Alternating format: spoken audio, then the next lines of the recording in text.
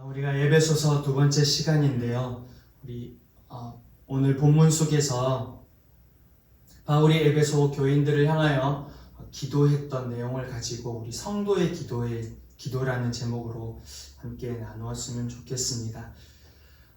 우리는 이 세상에서 일어나는 일들 다 이해할 수는 없죠. 무엇 때문에 일어나는지 모든 일을 이해할 수 있을 만큼의 능력을 가지고 있지는 않습니다. 그래서 고통이 오면 고통스럽고 슬픔이 오면 슬픔에 빠져 있게 되죠.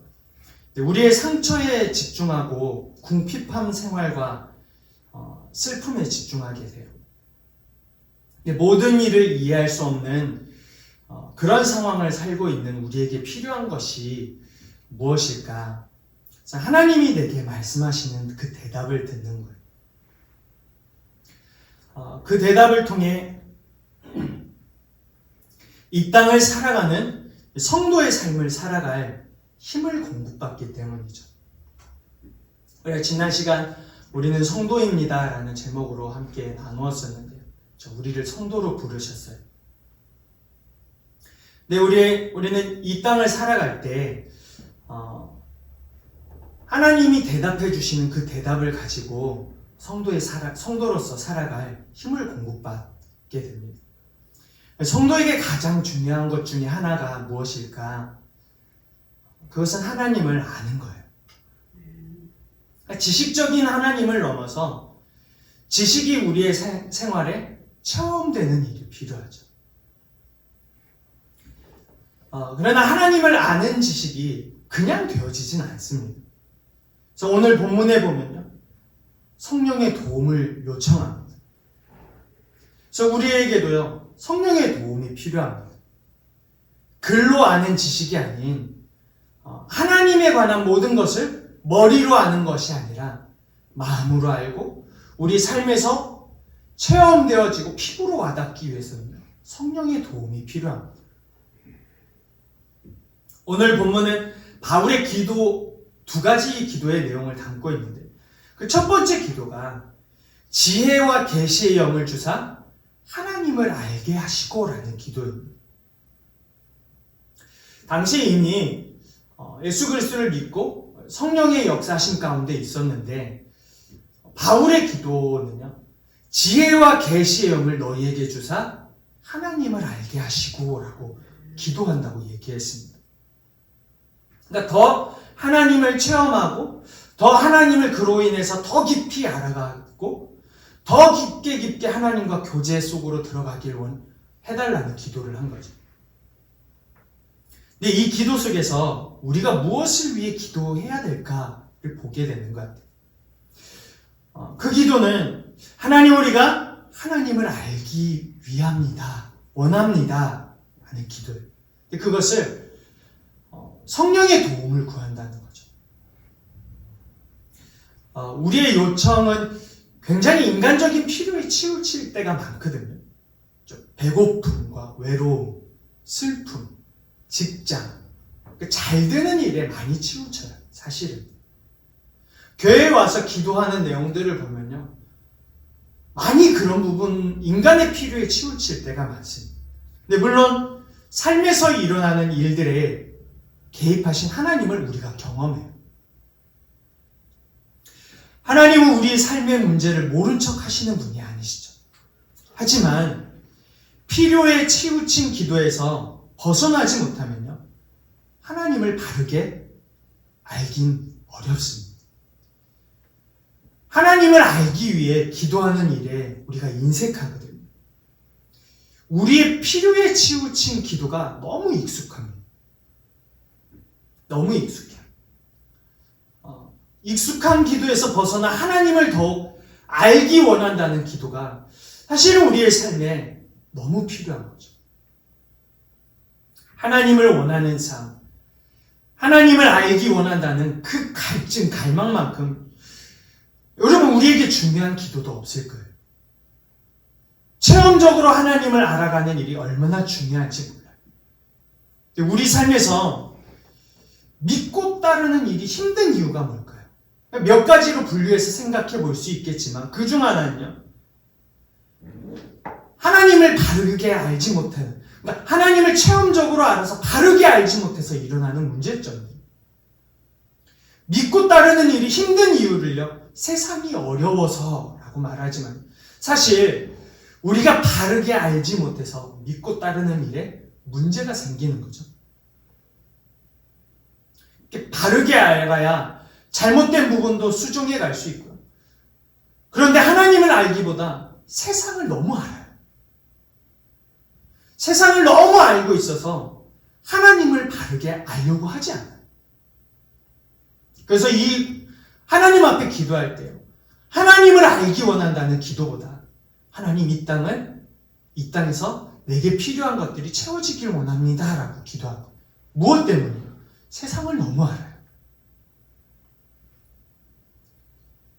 그러고 보니 하나님을 알기 원하는 기도가요, 우리 삶에서 굉장히 뒷전인 듯합니다. 어느 정도 신앙이 자랐다는 자만 때문인지, 너무 익숙하게 흘러가는 교회 생활 때문인지, 세상을 너무 잘 알고 있어서인지 하나님을 알기 원하는 그 갈망의 목소리가 참 많이 사라지고 있죠.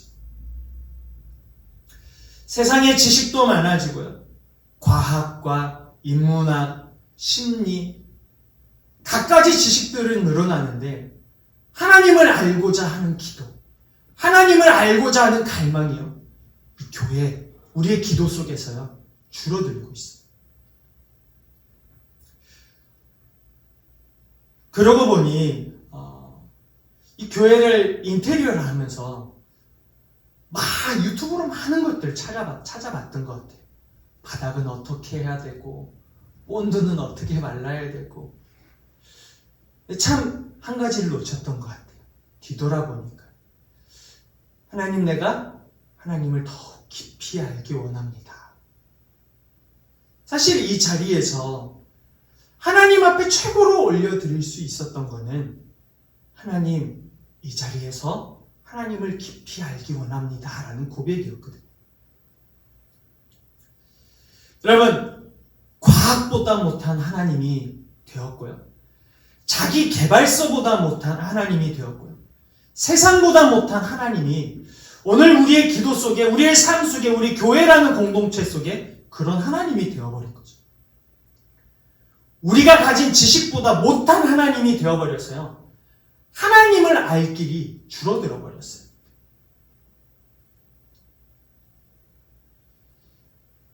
우리가 직분하지만 우리가 받은 직분이 우리의 신앙은 아니거든요. 마치 그것이 우리의 신앙인 것처럼 이야기하지만 그 직분으로 성도로서의 삶을 이야기하기에 부족할 때가 너무 많아요. 직분은 그저 직분일 때가 많죠. 직분이 부끄러울 때가 많고요, 직분이 거추장스러워 보이는 사람들도 있어요. 그래서 직분으로 신앙을 이야기하기가 부족해 보일 때가 많아요. 우리는 하나님 앞에서 직분 다 떼어놓고 살아가는 사람들입니다. 우리는 하나님 앞에 성도이잖아요. 모두가 성도예요. 거룩한 하나님의 백성들이죠. 하나님이 기쁨으로 계획하고 그것을 거룩하고 흠이 없다고 말하려고 계획해 놓으신 성도예요. 그렇게 부르고 싶은 성도이죠. 그 성도는 다른 건 다 잊어도요, 잊지 말아야 하는 게 있어요. 하나님의 사랑, 그리스도의 은혜이죠. 그렇게 성도는 직분 내세우지 말고 하나님이 나를 거룩하고 흠이 없게 하시려고 그 기쁘신 뜻대로 예정하신 일, 자기의 아들들이 되게 하신 일을 기억하는 거예요. 그리고 성도의 갈망은요, 언제나 하나님을 알고자 하는 것에 초점을 두어야 되는 거죠. 여러분, 우리가 살아가면서 무슨 기도할까?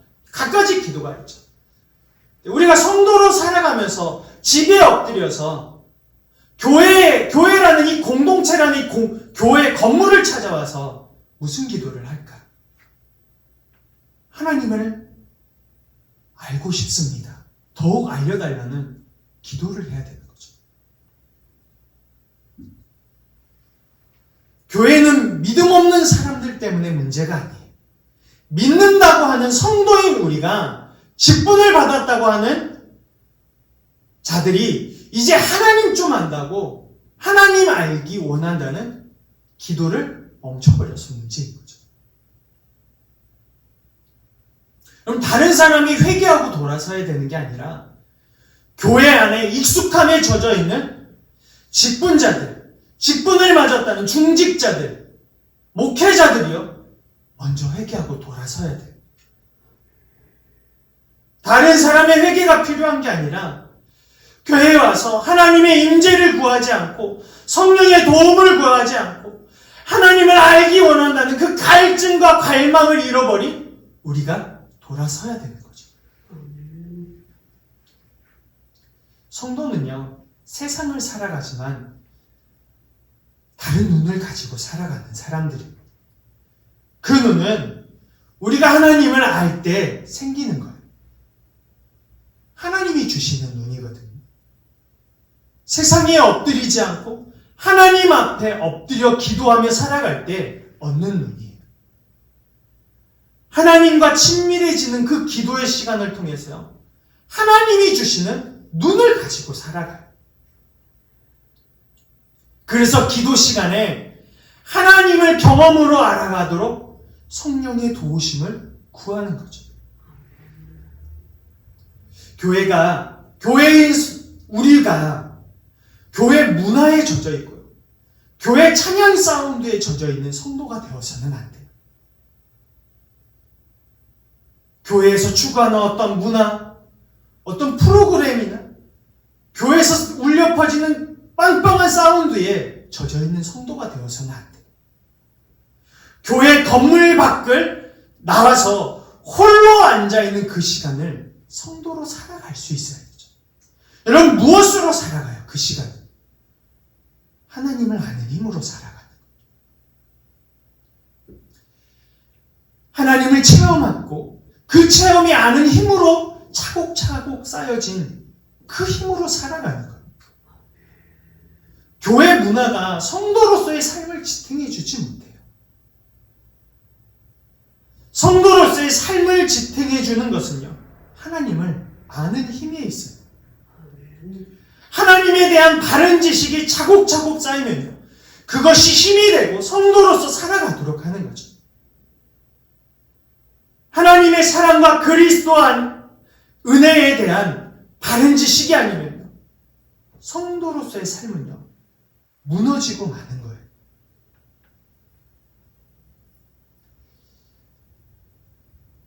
우리의 입술 속에서 우리가 엎드린 그 기도의 자리에서요, 하나님 알기를 원한다고 성령님께 도와달라는 그 기도가 멈추고 돈과 명예와 사업과 자식에 대한 미래에 대한 기도로 꽉 찬 성도가 모인 교회는요, 희망이 없어요. 희망이 될 수 없어요. 왜냐하면 이곳은요, 바울이 얘기했던 것처럼 하나님의 임재가, 하나님의 성령의 역사가 가득해야 되는 곳이기 때문입니다. 하나님의 임재로 경험되어지고 하나님의 임재를 갈망해야 되고 그것이 나의 지식으로 가득 채워지는 것이 이곳이 되어야 되는 거죠. 우리의 입술에는요, 하나님을 알고 싶은 간절한 기도가 살아있어야 돼요. 그런 기도가 없다는 것, 간절함이 사라졌다는 건요, 우리에게 저주예요. 우리 자신이 하나님의 성도로 살아갈 수 없기 때문에도 그렇고요, 이곳이 하나님의 임재가 가득한 곳이 되지 않아서 우리에게 저주인 거죠. 더 이상 하나님을 알아갈 수 없고 하나님을 체험할 수 없는 공동체는 저주인 거예요. 성도는 내게 베풀어 주신 은혜를 기억하는 것과 하나님을 날마다 경험하는, 사는 그 힘으로 살아가는 거예요. 그럼 그걸 알았기에 바울은요, 감옥에서 편지를 보내면서 성령의 도우심으로 하나님을 더욱 알게 되길 기도한 거예요. 그것도 감옥에서 그렇게 했었어요. 감옥에 거기에서 무엇이 중요한지를 생각해보고 어떤 기도를 해야 될지를 생각하면서 기도한 거죠. 성령이 도와주셔야 된다. 이 교회가 하나님의 임재를 잃어버리지 않은 교회가 되길 위해 기도해야 되겠다. 각 사람들이 하나님을 아는 지식으로 가득하기를, 하나님을 체험으로 아는 그 체험이 가득하기를 기도해야 되겠다 생각하고 기도한 거죠.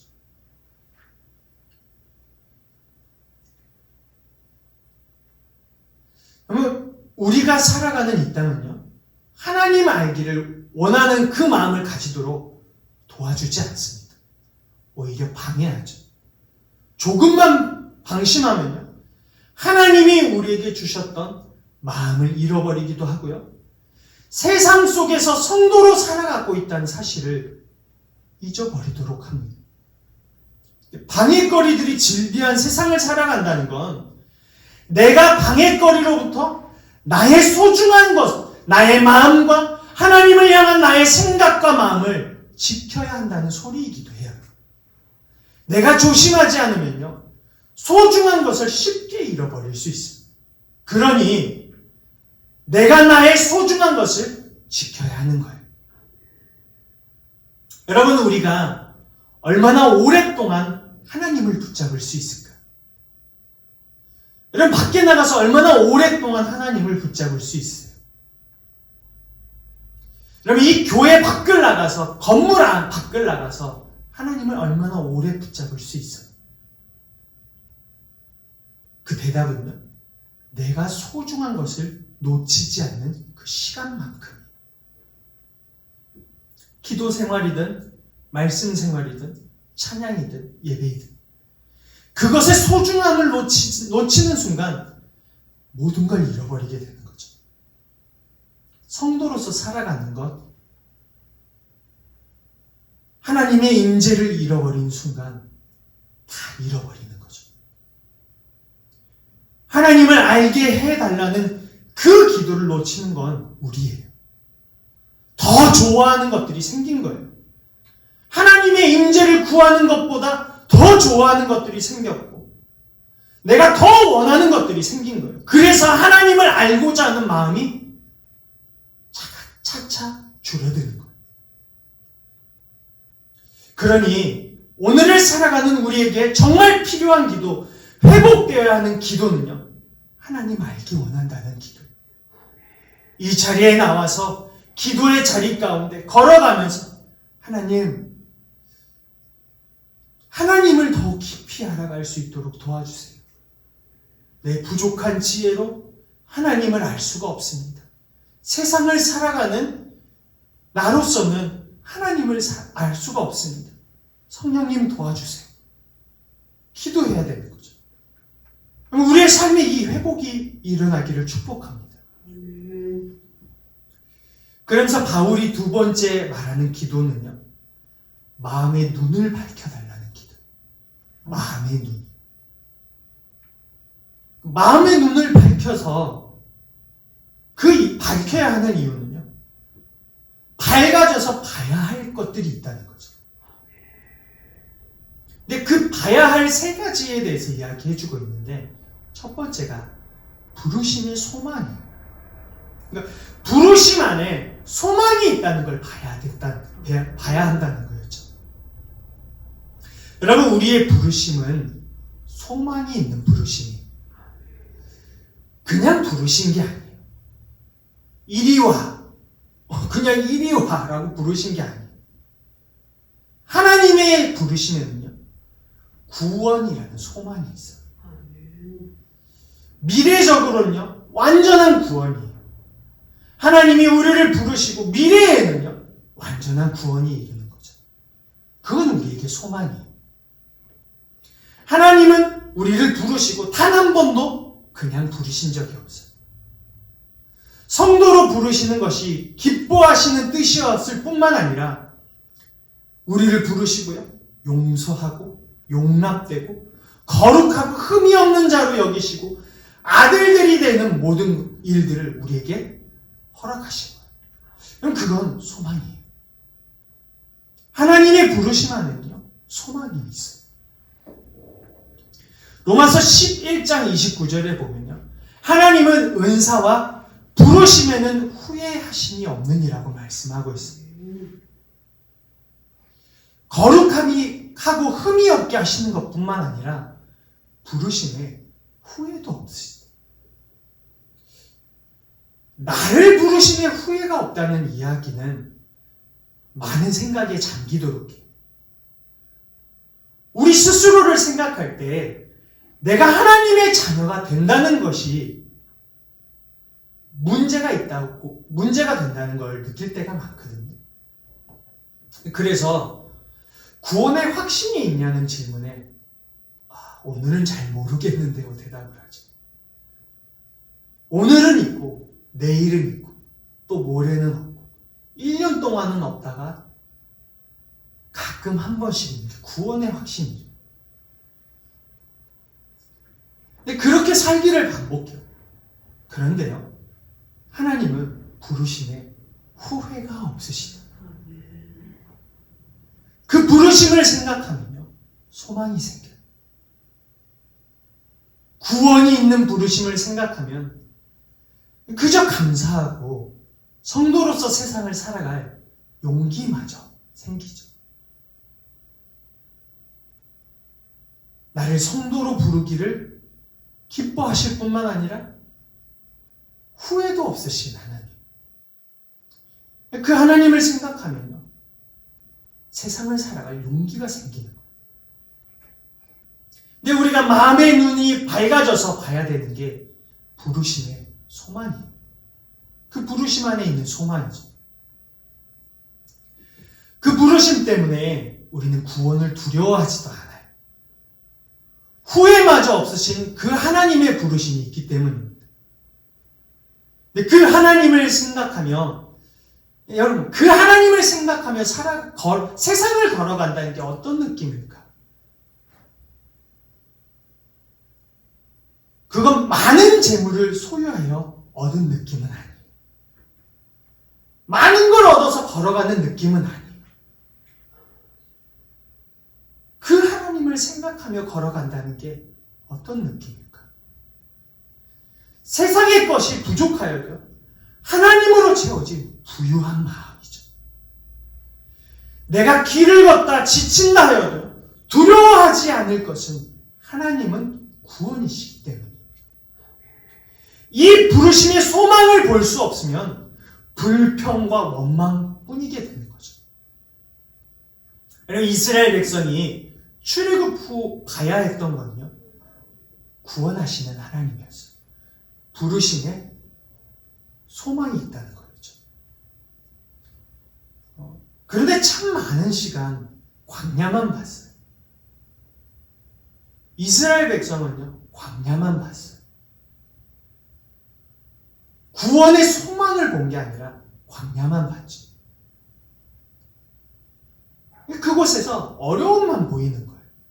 물이 없는 어려움, 강이 있는 어려움, 적군이 쫓아오는 어려움. 그래서 늘 원망과 불평이 끊이질 않았어요. 그 이유는 단 한 가지, 부르심 안에 소망이 있음을 보지 못한 거였죠. 애굽에서 광야로 부르셨을 때 그들은 하나님의 부르심에 소망이 있다는 걸 발견하지 못했어요. 하나님 그 자신 자체가 자신들에게 소망이었다는 걸 보지 못했죠. 두 번째, 마음의 눈이 밝아져서 봐야 되는 건 기업의 영광의 풍성함이에요.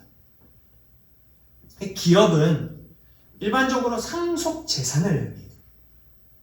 근데 이 기업을 하나님의 소유의 개념으로 보느냐, 하나님이 우리에게 베푸시는 기업, 우리에게 주시는 것들로 보느냐에 따라 그 의미가 달라져요. 두 가지 의미 다 가능합니다. 근데 소유의 개념으로 보면요, 하나님이 우리를 그의 소유로 삼으셨다는 뜻이 돼요. 내가 하나님의 소유가 되었다는 생각을 하니까 참 특별한 느낌이었어요. 내가 하나님의 소유가 되었다. 생각해보니까 굉장히 특별한 느낌이었어요. 누군가의 소유물이 되었다는 것이 사실 그리 기분 좋은 일은 아니거든요.